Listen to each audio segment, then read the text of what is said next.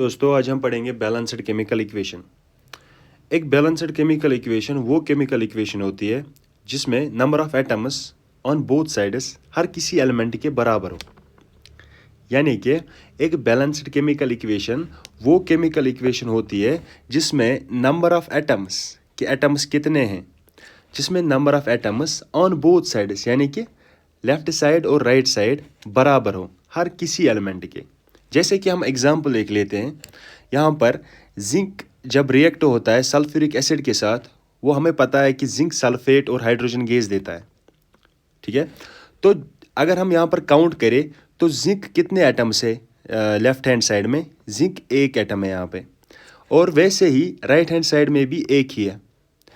और hydrogen atoms कितने हैं, दो है। वैसे ही hydrogen atoms right hand side में भी दो ही है।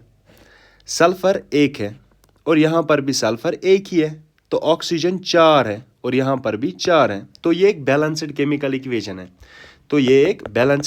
इक्वेशन है। तो हम आगे बढ़ेंगे।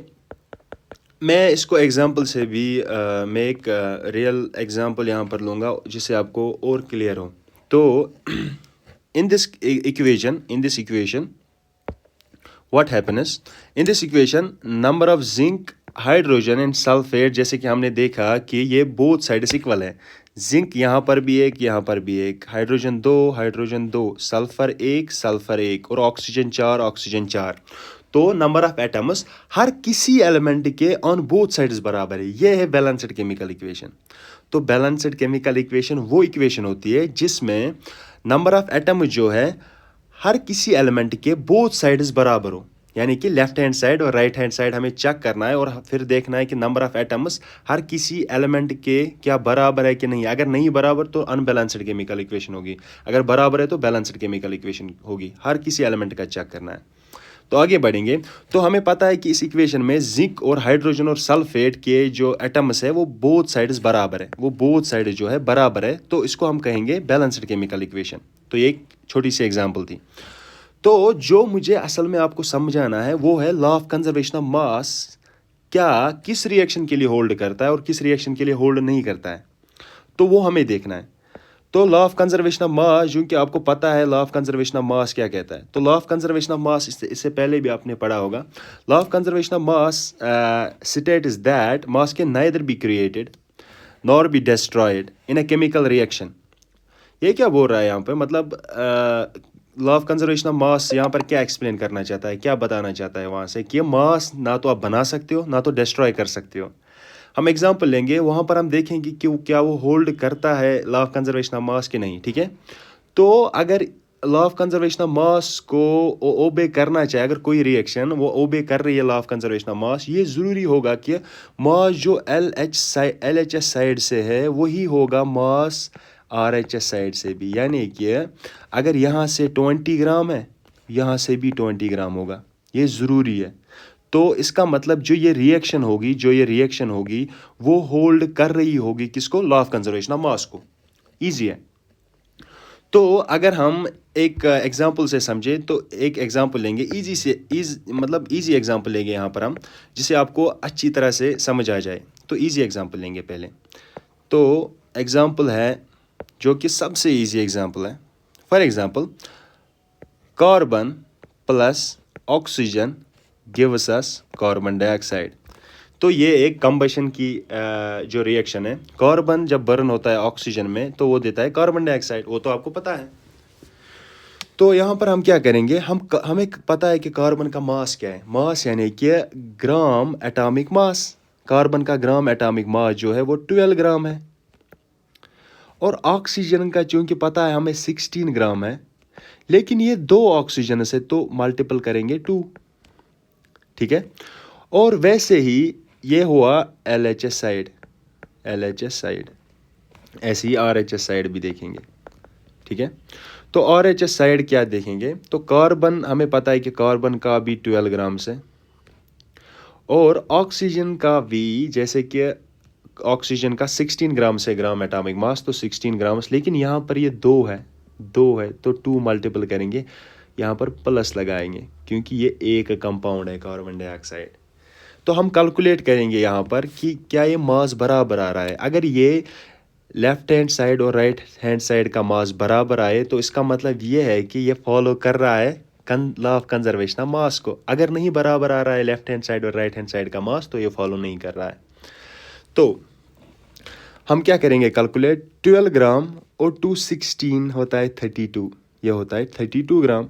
तो इसको आगे लिखेंगे यहाँ पे, इसको आगे लिखेंगे यहाँ पे। तो ये होगा 12 ग्राम प्लस 32 ग्राम और इस साइड ये LHS है, ठीक है।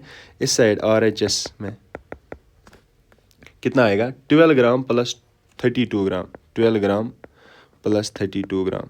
तो चूंकि ये बराबर आ रहा है तो इसका मतलब ये जो रिएक्शन है C+O2 ये फॉलो कर रहा है law of conservation of mass को, ठीक है। ये फॉलो कर रहा है law of conservation of mass को। तो हम दूसरी रिएक्शन भी देखेंगे जो कि फॉलो नहीं कर मतलब इस लॉ को फॉलो नहीं करती है। तो हम उसको देखेंगे कि उसको क्या किया जाए कि वो फॉलो करे इस law of conservation of mass को। तो आगे बढ़ते हैं हम।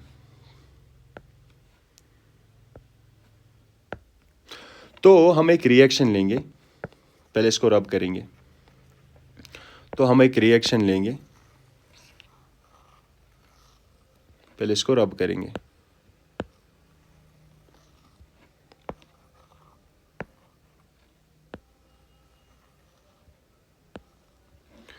तो एक सिंपल और एक रिएक्शन लेंगे जिससे आपको और क्लियर हो।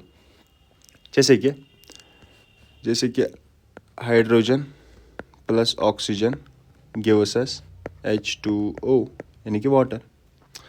तो इस रिएक्शन में हम देखेंगे कि क्या ये एक तो बैलेंस्ड केमिकल इक्वेशन है, दूसरा हम देखेंगे क्या ये फॉलो कर रही है law of conservation of mass को। क्या ये बैलेंस्ड केमिकल इक्वेशन है, हाइड्रोजन 2 है, ऑक्सीजन 2 है, ऑक्सीजन एक ही है। ये बैलेंस्ड केमिकल इक्वेशन नहीं है, ये अनबैलेंस्ड केमिकल इक्वेशन है, ये अनबैलेंस्ड केमिकल इक्वेशन है। तो ये अनबैलेंस्ड केमिकल इक्वेशन है। क्यों अनबैलेंस्ड केमिकल इक्वेशन? क्योंकि बोथ साइड्स एटम्स हर किसी एलिमेंट के बराबर नहीं आ रहे। हाँ, हाइड्रोजन के तो बराबर आ रहे हैं, लेकिन हमें हर किसी एलिमेंट के एटम्स बराबर आने चाहिए। ऑक्सीजन के तो नहीं आ रहे। तो इस एग्जाम्पल को आगे बढ़ाएंगे तो हम देखेंगे कि और क्लियर होगा इससे ये। तो आगे बढ़ेंगे। तो अगर ये एग्जांपल हम लिखें जैसे कि hydrogen plus oxygen gives us H2O यानी कि वाटर। अब इस साइड का मास देखेंगे और इस साइड का मास देखेंगे, यानी कि LHS यानी कि रिएक्टेंट्स का मास, ये रिएक्टेंट्स है, और प्रोडक्ट्स का मास वो देखेंगे बराबर है। तो 2 × 1 ग्राम यानी कि 2 × 1 ग्राम का मतलब है ये ग्राम एटॉमिक मास 1 है हाइड्रोजन का, लेकिन 2 एटम्स है तो 2 मल्टीपल किया। तो ऐसे ही ऑक्सीजन 2 × ऑक्सीजन का 16 ग्राम से, ऐसे ही 2 × 1 ग्राम चूँकि क्या है gram atomic mass of hydrogen, और ऐसे ही ऑक्सीजन का क्या है, ऑक्सीजन का 16 ग्राम से।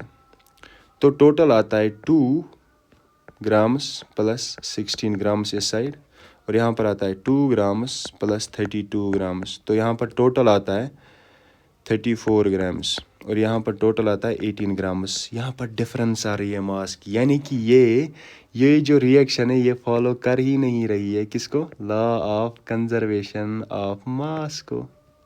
ये फॉलो ही नहीं कर रही है इस लॉ को। अब क्या किया जाए कि ये फॉलो करे इस लॉ को? अब क्या किया जाए इस रिएक्शन में कि ये फॉलो किया करे इस लॉ को? तो क्या किया जाए, चलो देखते हैं। अब हम क्या करेंगे, इस हाइड्रोजन को जो है और ऑक्सीजन जो है ये देता है, हमें पता है कि वाटर देता है।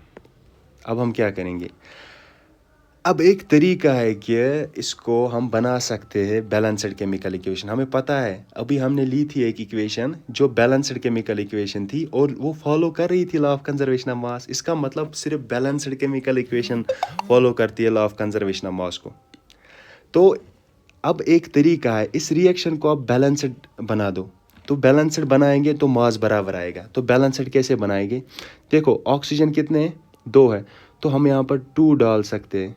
तो लेकिन हाइड्रोजन भी तो 4 हो गए, तो हाइड्रोजन के आगे भी 2 डालते हैं, तो हाइड्रोजन बन गए 4। तो हाइड्रोजन 4 इस साइड भी, इस साइड भी, ऑक्सीजन 2 इस साइड भी, और 2 ये इसका भी है, ये 2 इसका भी है, ठीक है। ये 2 इस हाइड्रोजन का भी है और इसका भी है, तो 2 ऑक्सीजन भी बन गए। तो अब हम देखते हैं कि क्या ये मास बराबर आता है। जैसे कि हमें पता है कि ये हाइड्रोजन 2 है, जैसे कि हमें पता है कि ये हाइड्रोजन 2 है, तो ऑक्सीजन भी यहाँ पर, ये तो 2 हाइड्रोजन है, आगे 2 है, तो 4 हो गए हाइड्रोजन, ये तो 4 हो गए हाइड्रोजन, यहाँ पर भी 4 है हाइड्रोजन, ऑक्सीजन 2 हो गए, ऑक्सीजन 2 हो गए, ठीक है। तो अब हम आगे बढ़ेंगे, हम देखेंगे क्या ये मास अब बराबर आ रहा है कि नहीं आ रहा है, तो देखेंगे। और हम ये भी देखेंगे क्या अब ये law of conservation of mass को फॉलो कर रहा है कि नहीं कर रहा है, ठीक है। तो एक हाइड्रोजन का हम 2 ऐसे ही लिखेंगे, ठीक है। तो ये हाइड्रोजन जो है ब्रैकेट में लिखेंगे, क्योंकि हाइड्रोजन 2 है, एक हाइड्रोजन का ग्राम मॉलिक्यूलर मास 1 है, तो एक हाइड्रोजन का ग्राम मॉलिक्यूलर मास 1 है, तो हम लिखेंगे आगे 2, ठीक है। तो एक हाइड्रोजन का 1, क्योंकि 2 हाइड्रोजन से तो 2 बाहर 2 अपना ही, ठीक है। तो ऐसे ही ऑक्सीजन का भी लिखेंगे 2, एक ऑक्सीजन का 16 ग्राम से, और यहाँ पर भी ऐसे ही लिखेंगे 2 बाहर, तो हाइड्रोजन क्योंकि 2 है, एक का मॉलिक्यूलर ये ग्राम एटॉमिक मास जो है 1 ग्राम है, प्लस और ऑक्सीजन का 16 ग्राम से, ऑक्सीजन का 16 ग्राम से।